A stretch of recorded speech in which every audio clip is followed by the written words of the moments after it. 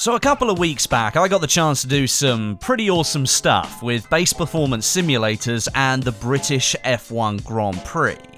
It's one of those experiences that you're likely to only get once, and you're going to be like the guys who race cars every single day of their lives. Now, for those that don't know, I'm really into my cars, I really like driving, and I recently brought a brand new car, and it's one that I've wanted for a long time, the Ford Fiesta ST3. Now, I've been driving around like this old banger for about a year. It was really cheap on fuel, but it was just a killer on insurance and emissions. So I found a new car that's faster, it's cheaper to insure, and it's not too bad on emissions either.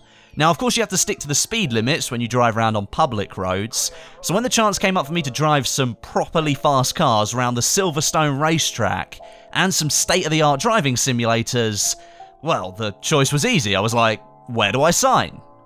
The day started up near the Silverstone racetrack. It was on a country road off the main motorway. I was a little bit like, are we going the right way here? But we ended up at a small simulator lot that was called Base Performance Simulators. And these guys had laid out 2 of their simulators for myself and a few other YouTubers to try out. You might know Black Panther and WTF1? They were there as well. They'd set up an Aston Martin GT3 static simulator and then the full Monty F1 motion simulator as well. Now luckily, they let me use the Aston Martin one first so I could actually get a sense of the track I was driving around and learn the racing line without being thrown around in some motion simulator that everyone else was driving in. And this thing was really, really loud.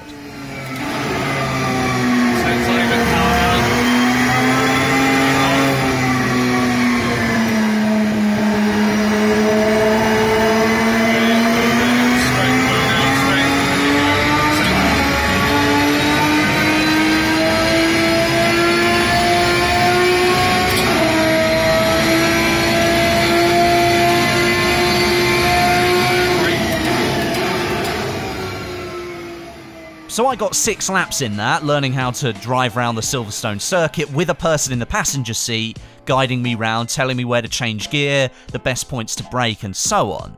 And then it was into the F1 simulator, and this is where things got interesting. As I said, this was a motion simulator as well, so it moved as the simulated car moved, to give you a sense of what it might actually be like to drive around a racetrack in an F1 car.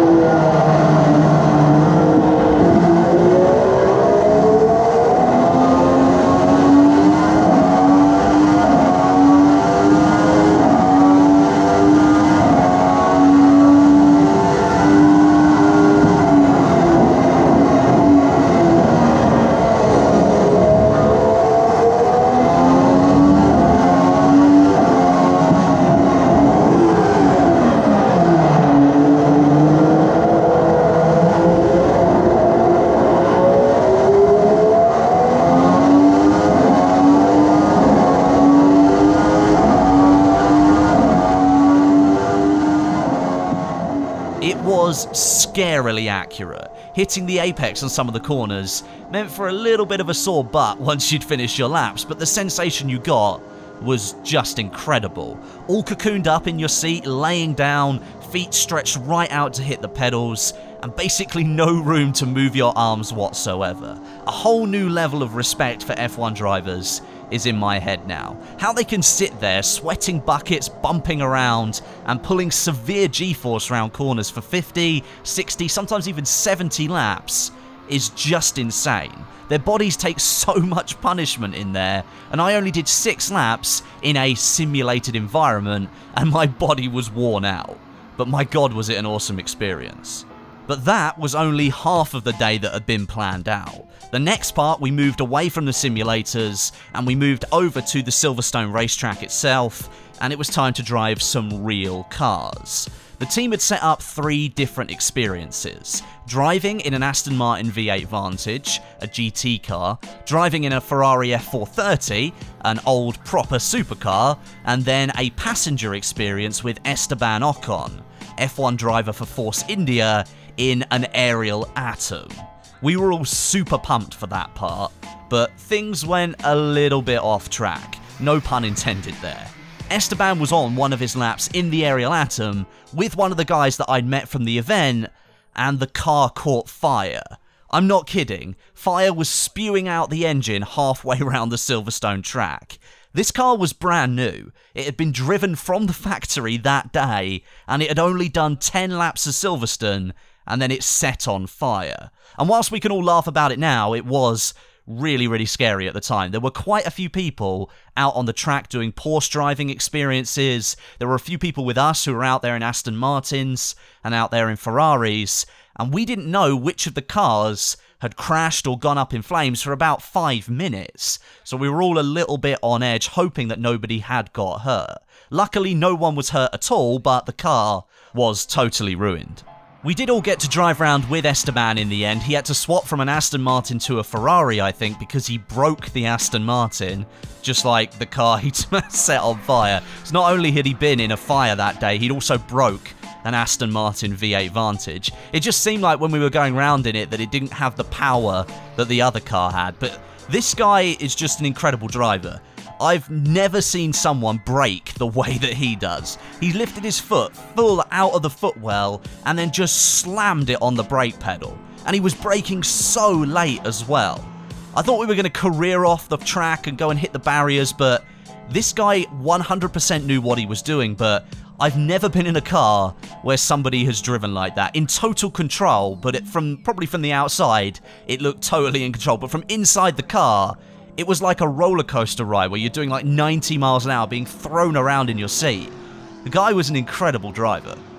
Now, unfortunately, I don't actually have any footage of me being in the cars because after the Ariel Atom went up in smoke, everyone was kind of hesitant to use all their gear in the cars in case something else happened.